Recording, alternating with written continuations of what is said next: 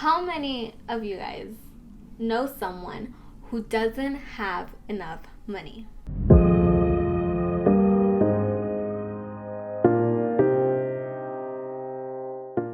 Hello everyone, welcome back. If this is the very first time you're watching one of my videos, then hello. I am so happy and grateful that you are here.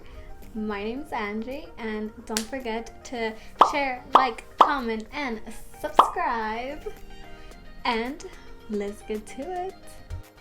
So today we are going to talk about the 50-30-20 rule.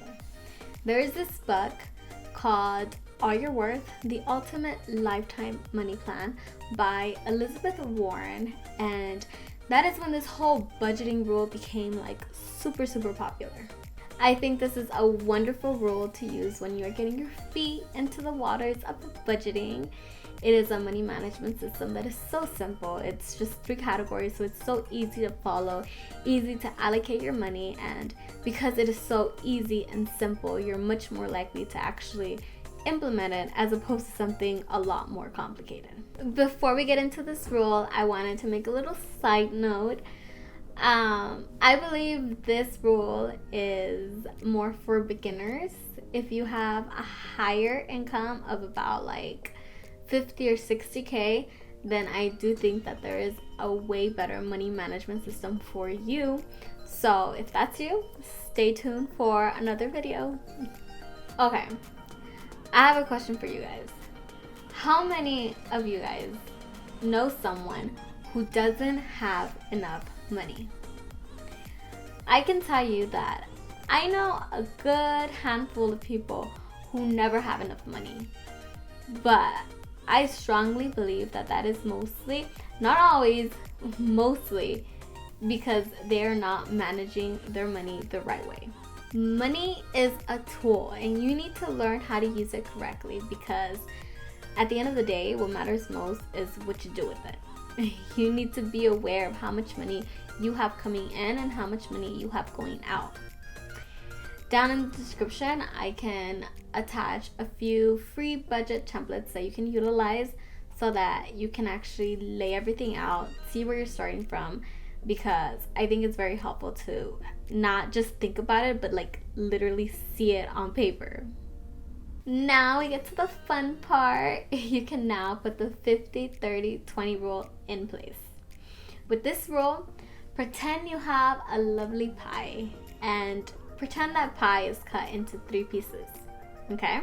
Your first piece is 50%, your second piece is 30%, and your last piece is 20%. Now all the money that you have is going to go into one of those 3 pieces. Let's start off with 50%. 50% of the money that you make after tax should be going towards your necessities. This could be anything like groceries, rent, utilities, transportation, insurance, healthcare, basically anything that you can't live without.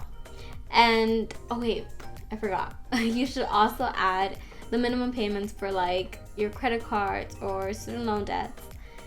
Add all these numbers up and try staying within the 50% mark.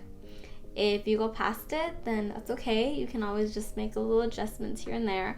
Obviously, it depends a lot on your income and how expensive it is where you live. Then we have 30%. 30% of the money that you get after tax should go towards your wants, like subscriptions, dining, shopping, entertainment. There are a lot of people who confuse wants from needs. I know for me, there are a lot of times where I'm like, should I get this? It will look so good in my closet. I need it in my closet. And I might not wear it all the time, but the times that I do, I'm gonna feel so good.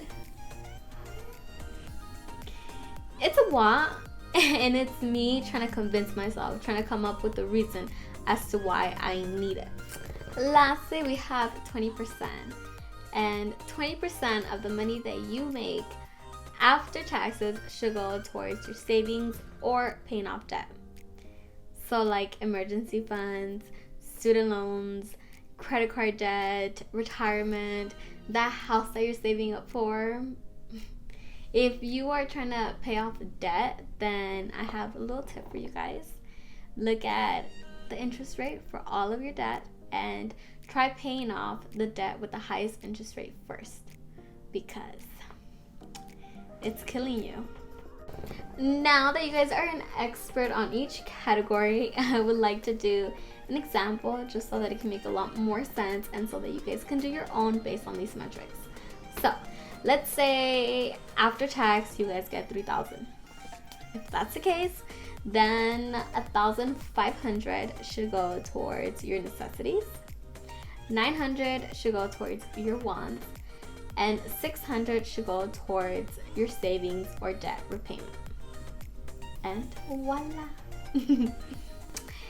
That is the 50-30-20 rule. Very simple. You can always change or switch around the ratios to best fit your current situation.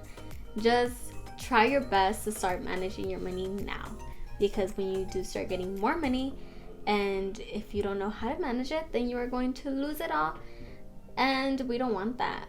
Thank you so much for watching. I really appreciate it, and don't forget to share, like, comment, and subscribe.